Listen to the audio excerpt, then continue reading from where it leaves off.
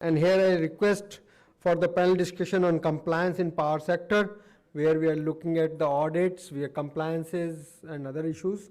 I request Shri Anand Shankar of Power Grid to help us. Is there? Is the bite? Okay. So let him give the bite. In the meantime, I request other chaps. So Shri A.B. Sen Gupta of Grid India, please come.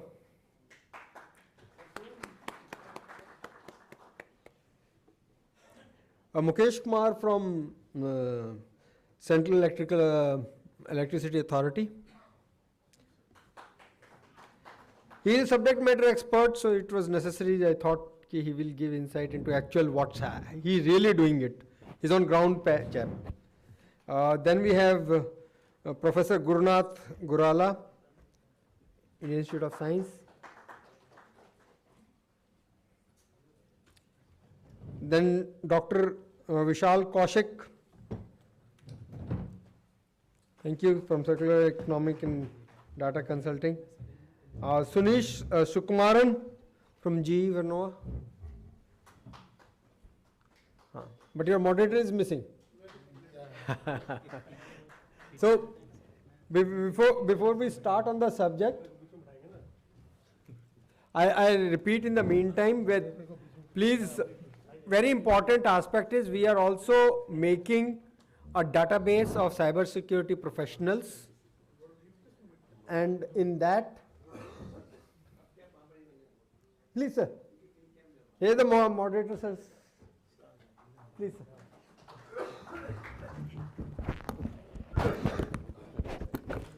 So we will be having absolute skill which will be used for the not only for the placement, but we will have the force available so that in future emergency, if the nation is in emergency, we know which resource is lying where and how to utilize in case nation is attacked in a real cyber war situation. That is the objective behind it. We will be creating the database, and I request all cybersecurity experts to join that and share your input. Sir, all yours. Thank you, sir.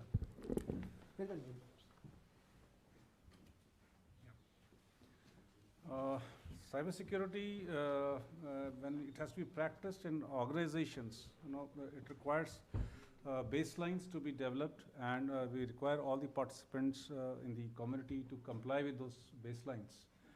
And the community decides on the baselines based on available standards. So when we started this journey, there were issues whether we have those standards and whether it is agreeable to all the participants. Now, once we moved forward collectively after the CA guidelines, obviously one baseline was already set, that as part of the guidelines also, and already as part of the Act, we have been mandated as per the 2011 reasonable security practice rules that you need to have information security management system. So most organizations today who have been in this journey for some time, they have had certain experience around at least one standard, ISO 27001 certification standard, but it's a family of standards, as we all know. And there has been a discussion around whether it is sufficient for OT segment. So then there has been a talk of the 62443 as a standard for the industrial control systems. Then going forward, there have been issues and concerns around the supply chain. So the supply chain also has its own mitigation standards in terms of ISO 20243 for malicious and tainted components. So those three are the important standards we have discussed in our CA guidelines also. And there is a need for momentum to be built around the utility organizations, the supply chain organizations, professionals, and policymakers with regard to consensus, what all it takes to implement these standards. I think that's something very important. I would rather start with Mr. Mukesh from CSAI Power to put his observation in this regard.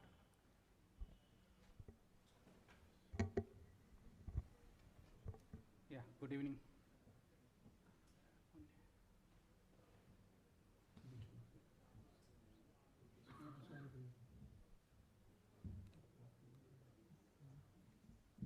not on.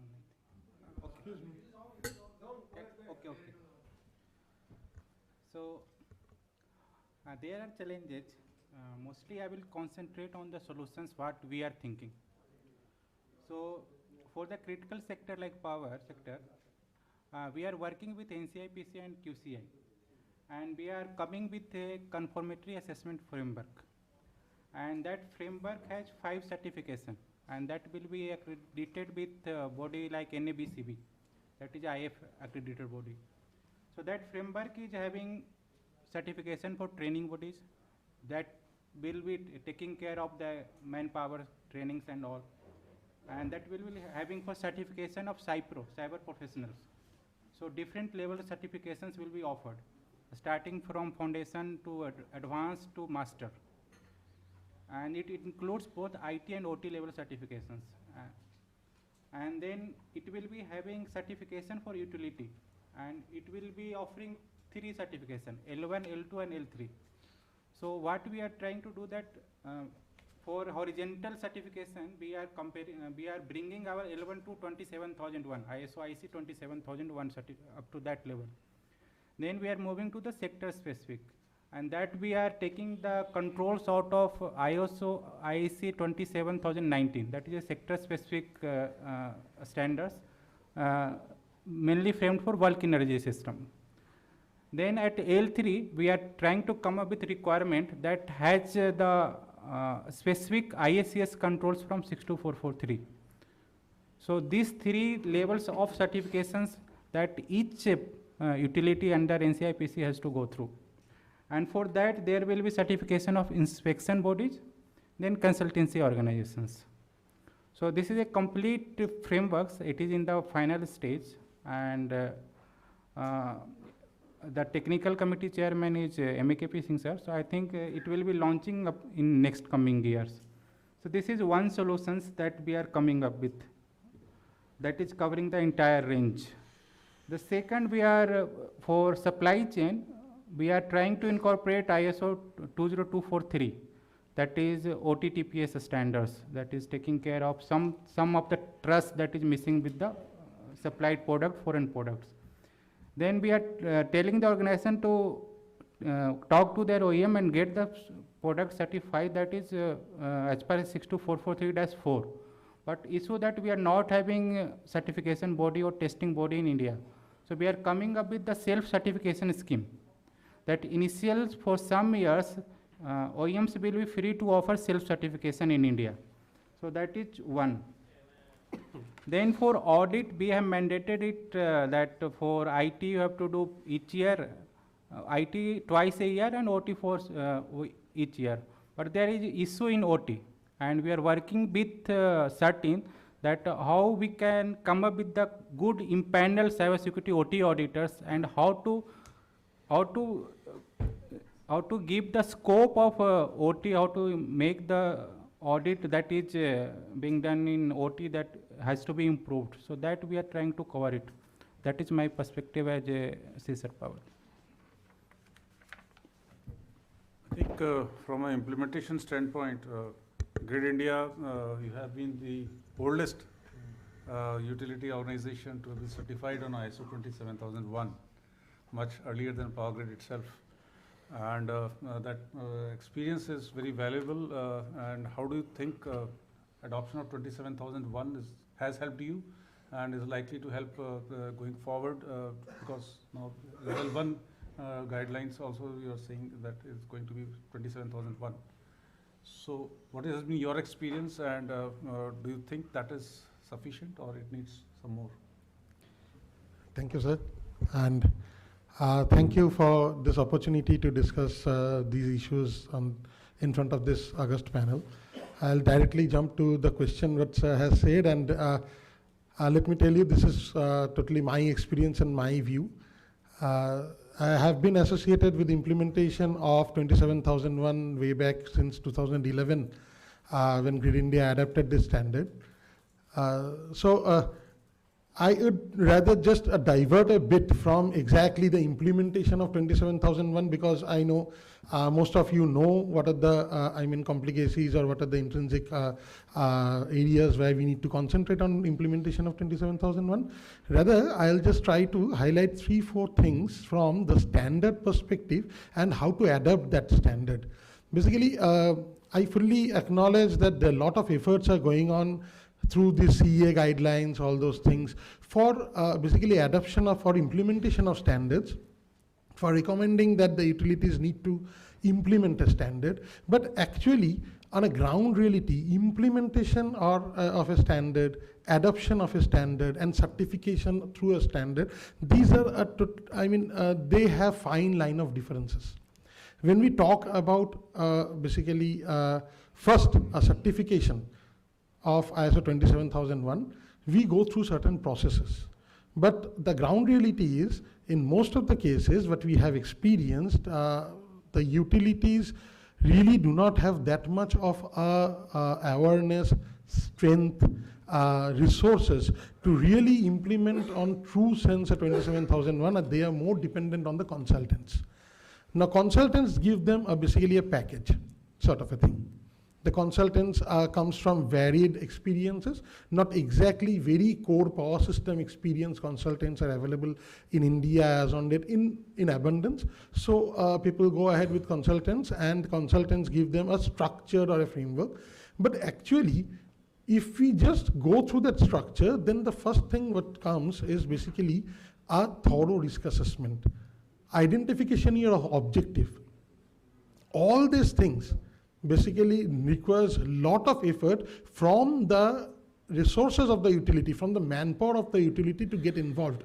But many times what we have seen that not the entire group of people working in that organization are associated with implementation of that standard or adoption of that standard. So at times the standard remains a bit disassociated with the actual ground reality practices. And standards basically are not getting gelled with the real practices.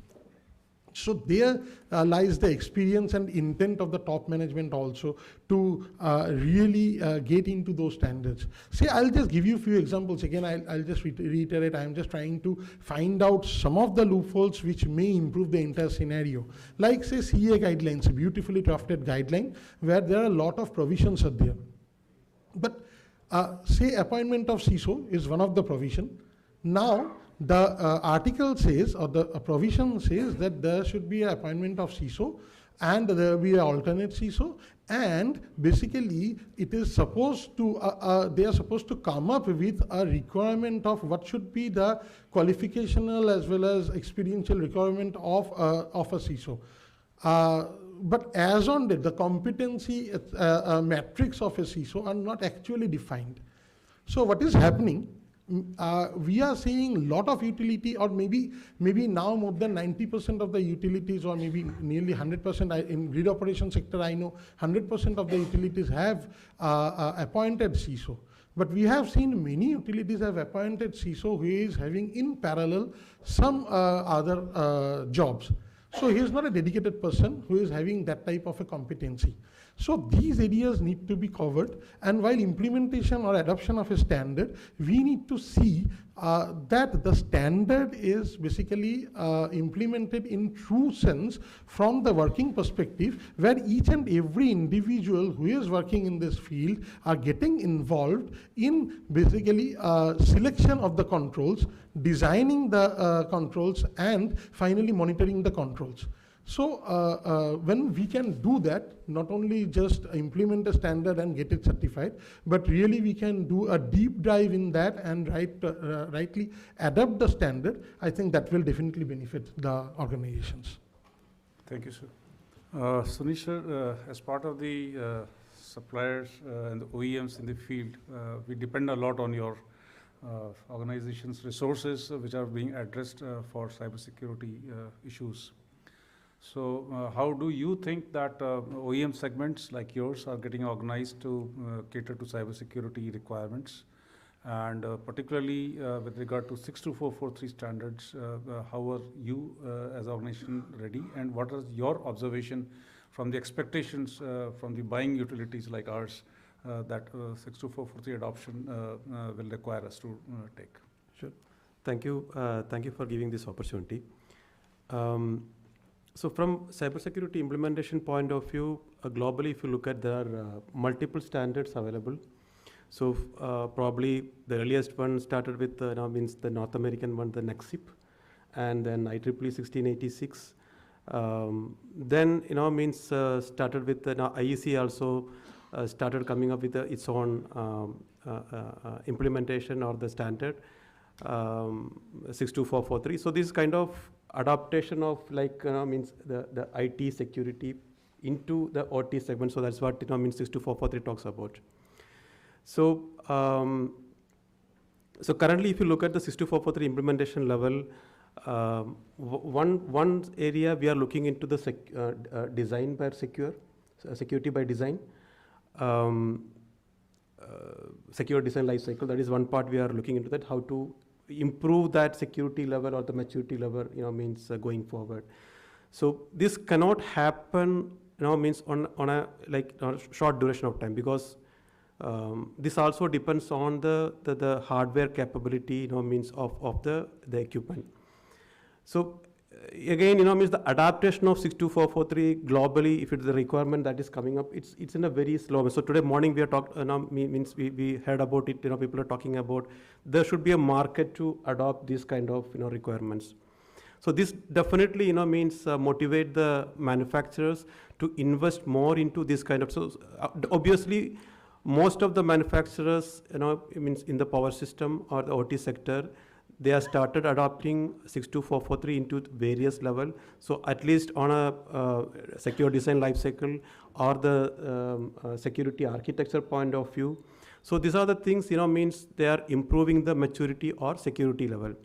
Of course, to sell the product in, say, for example, in some of the regulated market like US or Europe, again, we have to follow means this NEXIP, the minimum requirements, and this some places they specify IEEE 1686. So we need to look at means as a holistic manner, what are the bare minimum requirements that need to be implemented.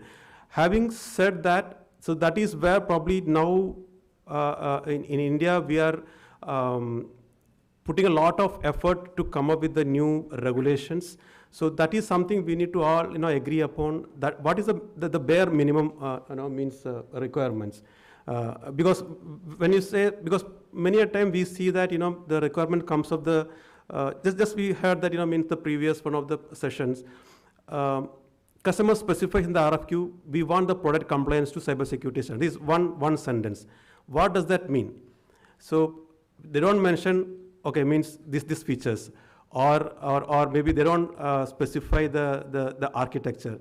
So these are some of the challenge as an OEM we face it when we try to offer the solution to the customer. So if this can be, say, for example, when the regulation is going to come, at least if you can mention, okay, this is the referential architecture, all utilities has to follow. So some skeleton has to be there. Then probably we can build up on that. And then these are the bare minimum requirement based on so and so standards. This will be very, very helpful for the industries to further means alignment with the requirements. Thank you. Dr. Gurnath, you have been part of the research phase of the country, topmost organization in Institute of Sciences, top 100 places in the world.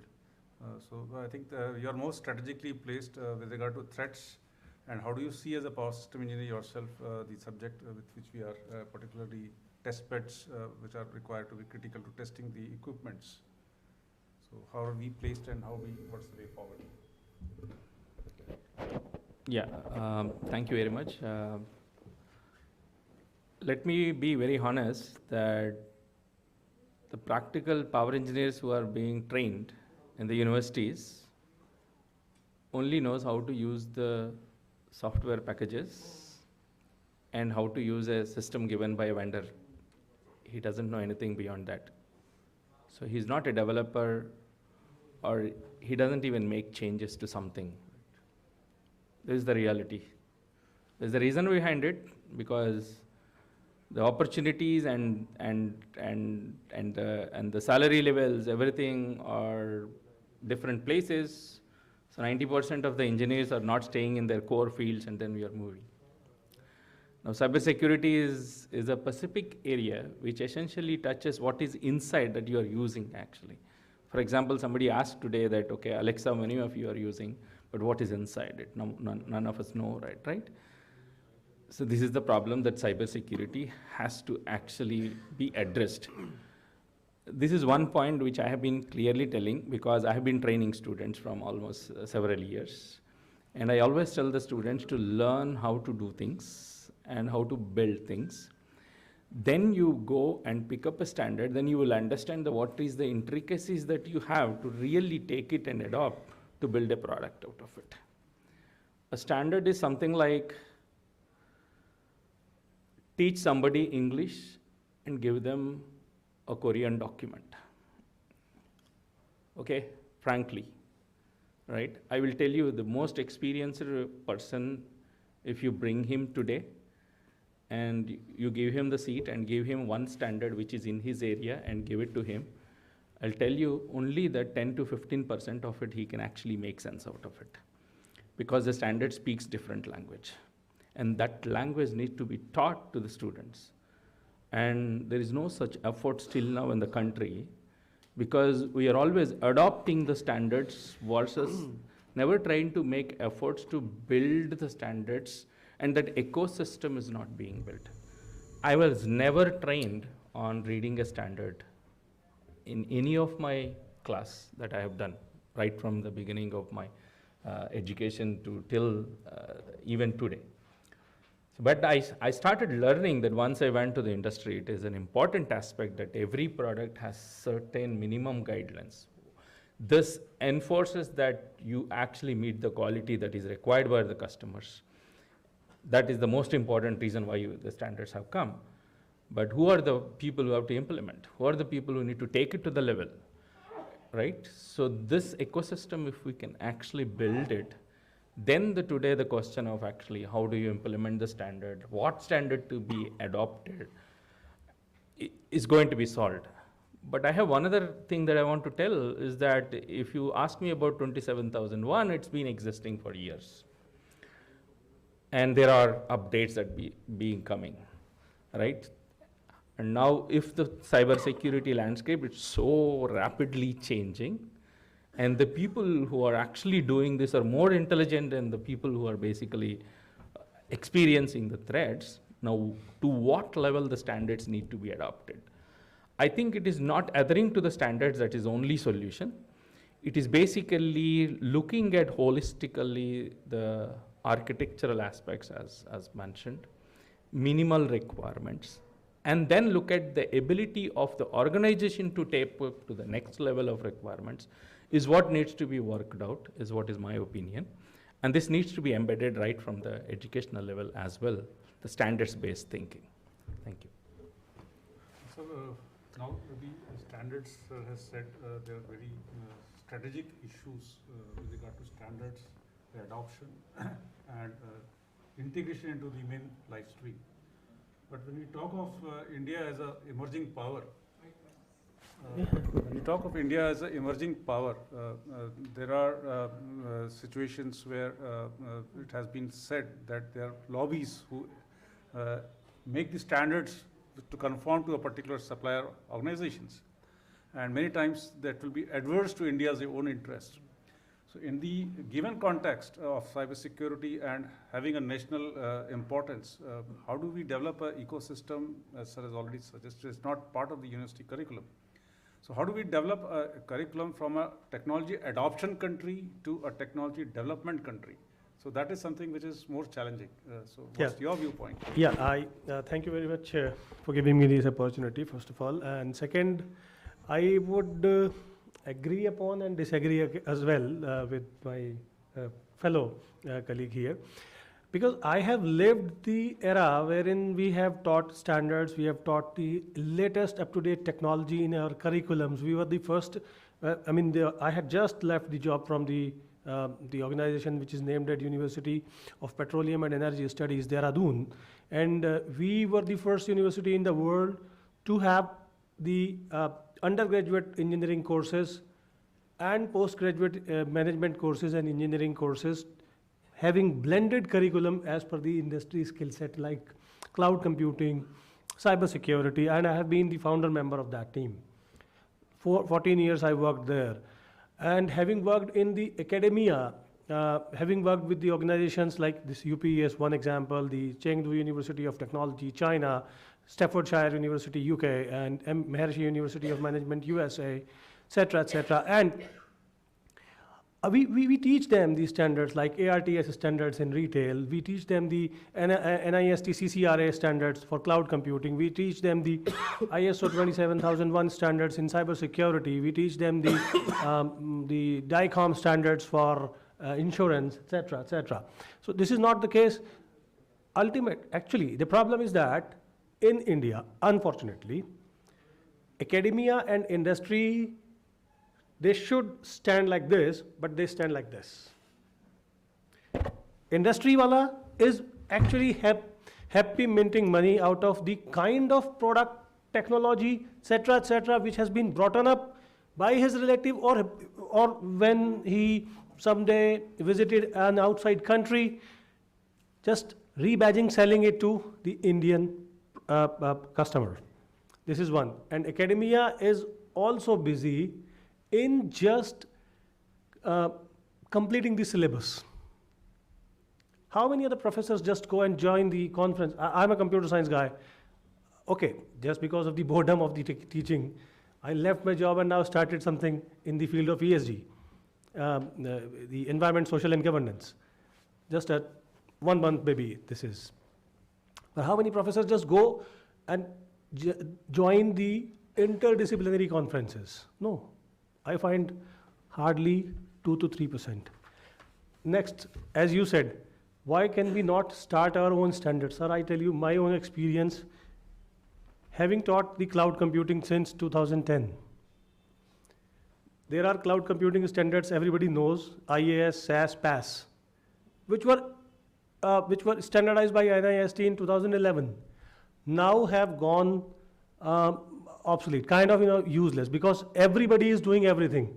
So we have security as service, okay, we have data as service, we have business process as service, etc., etc. So they have come up with the idea of XaaS, anything as service. Now, I wrote a paper with 2 of my passed out students who were working in a company and they were willing to seek admission in US universities. So we developed this paper and we proposed a new layered model for cloud computing architecture, wherein wherever you fit your service, you just put in that layer. I submitted that paper to a conference of IEEE in India. You will be very happy to learn that paper was rejected. Said the reason was citations are less. Set practice, I mean, this is set practice. Same, my students got, very depressed. They said, sir, what is this and what will happen now? Look, don't worry. I know this world. Same paper I submitted to EAI conference, and EAI is again much better body than in Australia. The conference was being held in Australia. Paper got 3 reviews, blind reviews, all were appreciating a lot, and that paper was there, layered model of cloud computing architecture. So this is the problem. We are ourselves in a set pattern. We don't want to see the horizons around or beyond. Now coming on to the topic of the security in the power sector or whatsoever. The kind of internet we are using was never meant to be used like this. It is something like we have a cycle, then we put a motor onto it, then we put 2 more wheels onto it, and now we are trying to make it a kind of a car which can carry all 4 or 5 of my family members. And it also, safeguards me, I am now trying to put in an airbag in a car, in that cycle car. I'm trying to put down the ABS, EBD, etc., blah, blah, whatever. But it is primarily a cycle car, cycle, not a car even.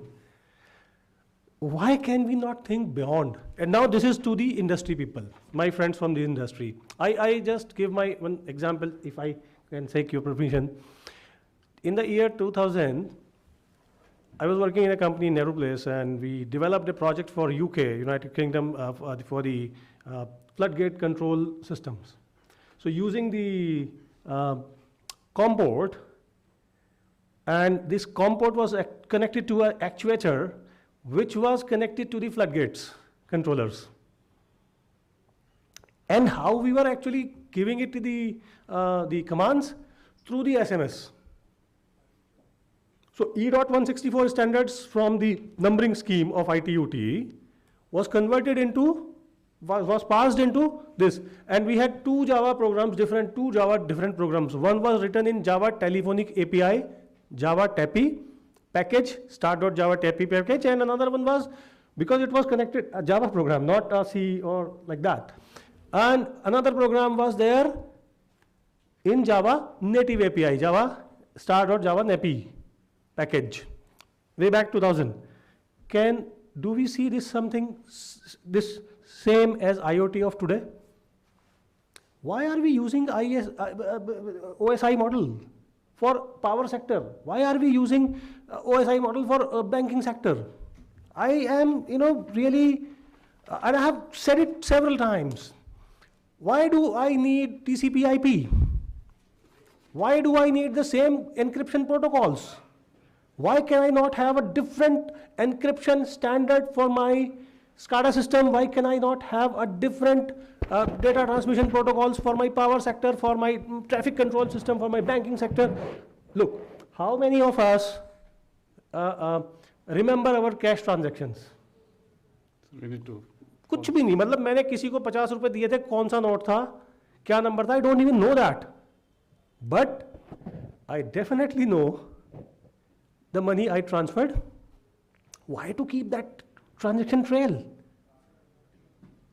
Keep the systems in different horizons. Production system, different horizon. Okay, bhai sab, whenever your requirement of gathering data will come, we'll take it, fetch it, like the way we used to do with the power, this floodgate control system. So I think we should actually broaden up our approach in terms of looking at the practices where we are going to do. Now next, you said the standards. We should define our own standards, but unfortunately lobbies are there. And then we have to succumb to the lobbies, because the governments are also run by the lobbies. Thank you. Thank you. I think it's quite an extensive panel which has deliberated on various points.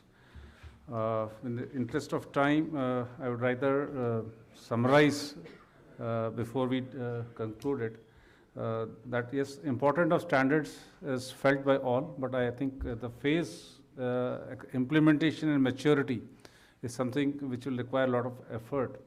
And maybe the CA guidelines, when they have already specified certain standards, I think there should be a watch body of the organizers forum, for example, Cybersecurity Association of India, where for power sector they can have a community effort where various standards can be phased in terms of workshops and taken experience. These are very specific issues which require a lot of maturity, and I think awareness around those standards is something which is important.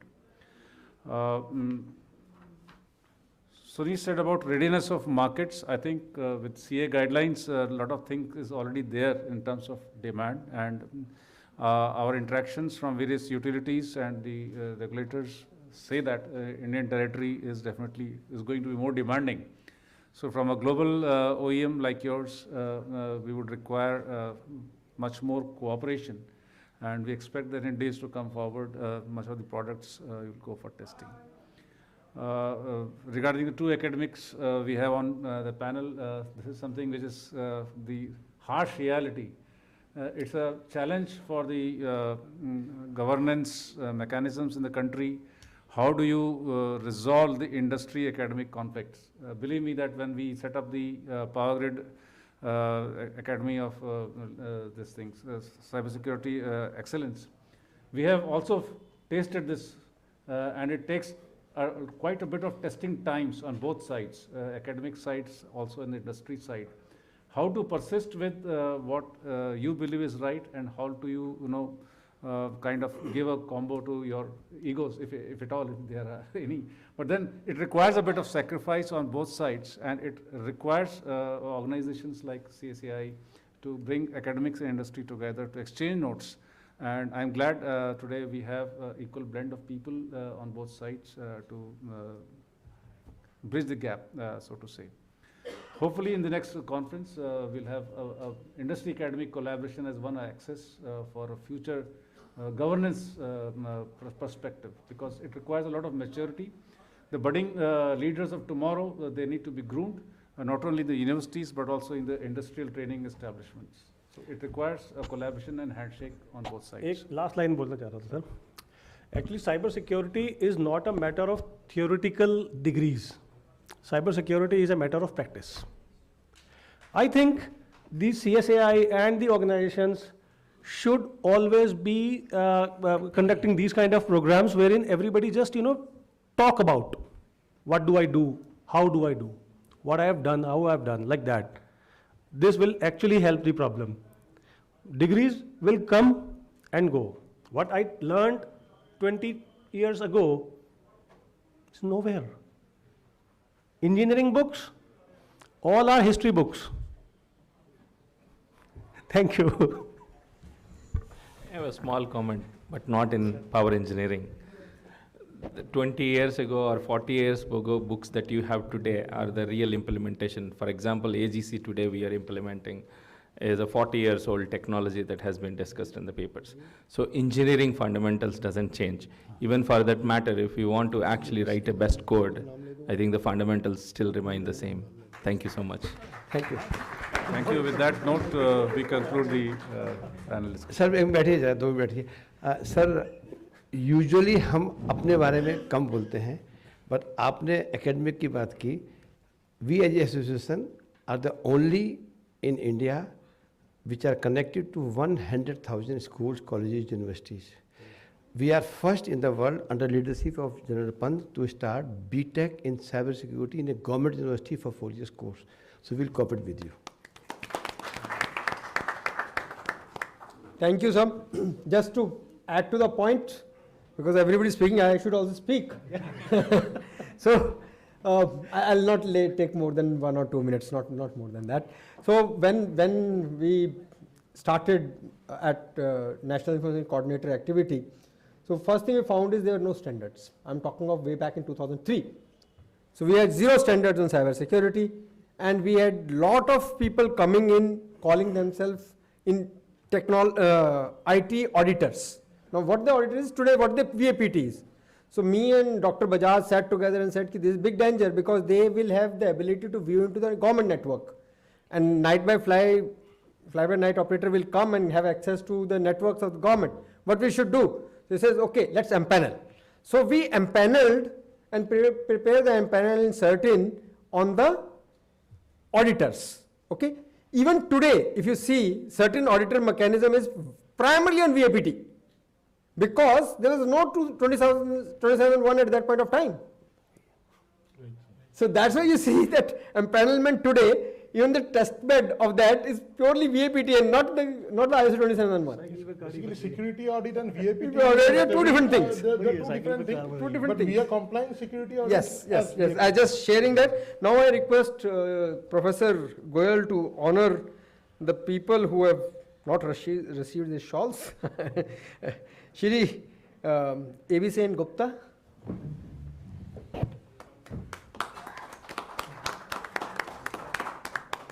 Photograph.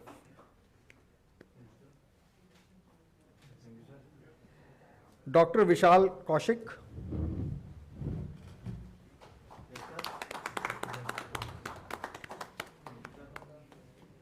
And Sri Sunish Sukumaran.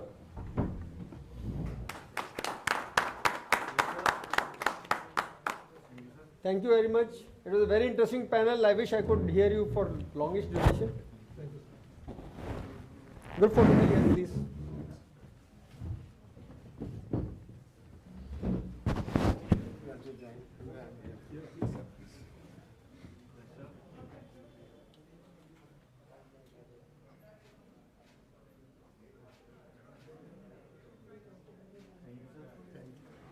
Thank you.